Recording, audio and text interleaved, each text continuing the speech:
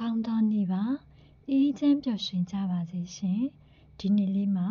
Peaceful Light Channel အနေနဲ့ဆွေးနွေးခြင်းတဲ့အကြောင်းအရာလေးကစိတ်ချမ်းသာဖို့လိုရင်းမှာဆိုတဲ့အကြောင်းအရာလေးပဲဖြစ်ပါတယ်ကျမတို့တွေ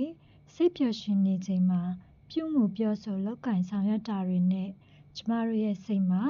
ပျော်ရွှင်မှုမရှိတဲ့အချိန်ဖြစ်စေတာမန်အချိန်မျိုးမှာဖြစ်စေပြောဆိုပြုမှုဆောင်ရွက်တာတွေဟာတူညီမှုရှိရလားလို့မိမိကိုယ်မိမိအကဲဖြတ်ကြည့်ကြရအောင်နော်ဟုတ်ပါတယ်ကျမတို့တွေစိတ်ချမ်းသာနေချိန်မှာကျမတို့နဲ့ထိတွေ့ဆက်ဆံရသူတွေအပေါ်မှာစိတ်ရှည်သည်းခံနိုင်မှုပိုပြီးမြင့်မားကြပါတယ်တကယ်လို့ကျမတို့ရဲ့အလုပ်ကဝန်ဆောင်မှုပေးရတဲ့အလုပ်မျိုးဆိုရင်ကျမတို့စိတ်ချမ်းသာနေတဲ့နေ့ရက်တွေမှာအရန်ကိုအဆင်ပြေပြီး customer ကိုစိတ်ကျဉ်နှံ့မှုအပြည့်အဝပေးနိုင်တဲ့နေ့ရက်တွေပေါ့ကျမတို့ကပညာရက်ကိုလေ့လာသင်ယူနေတဲ့သူတွေဖြစ်မယ်ဆိုရင်လည်းကျမတို့စိတ်ချမ်းသာနေတဲ့အချိန်မှာကျမတို့လေ့လာရမယ့်ပညာရက်တွေကိုမြန်မြန်ဆန်ဆန်သင်ယူတက်မြောက်နိုင်တယ်လို့ဖန်တီးတည်ထွင်နိုင်စွမ်းလည်းမြင့်မားနေတတ်ပါတယ်တကယ်လို့ကျမတို့အလုပ်ကဝန်ဆောင်မှုပေးတဲ့အလုပ်ဖြစ်မယ်ကျမတို့တွေဟာ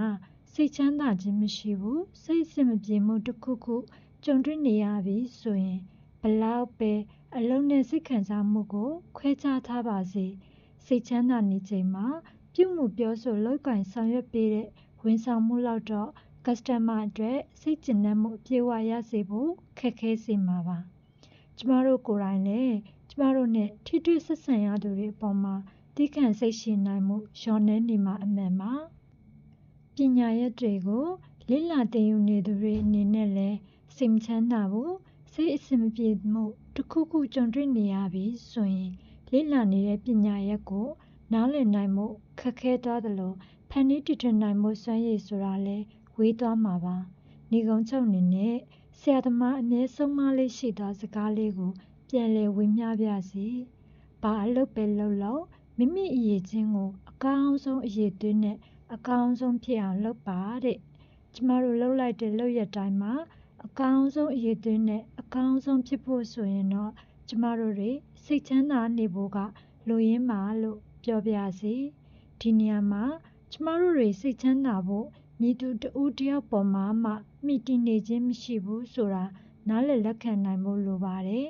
ကျမတို့စိတ်ချမ်းသာဖို့ဆိုရင်မိမိကိုယ်တိုင်မိမိစိတ်ကိုနားလည်သဘောပေါက်ပြီးကြုံဆုံလာသမျှကိုအကောင်းအဆိုးလောကရန်တွေကိုတတိဉာဏ်ရှင်သောစိတ်ဖြင့်ကိုချင်းစာတရားလက်ကင်ထားပြီးမိမိ၏စိတ်ချမ်းသာမှုကိုမိမိကိုယ်တိုင်ပြောထောင်ကြပြီးမိမိဘာလုပ်ပဲလုပ်လို့မိမိအရေးချင်းကိုအကောင်းဆုံးအရေးသွင်းနဲ့အကောင်းဆုံးဖြစ်အောင်လှုပ်ဆောင်ကြစို့နော်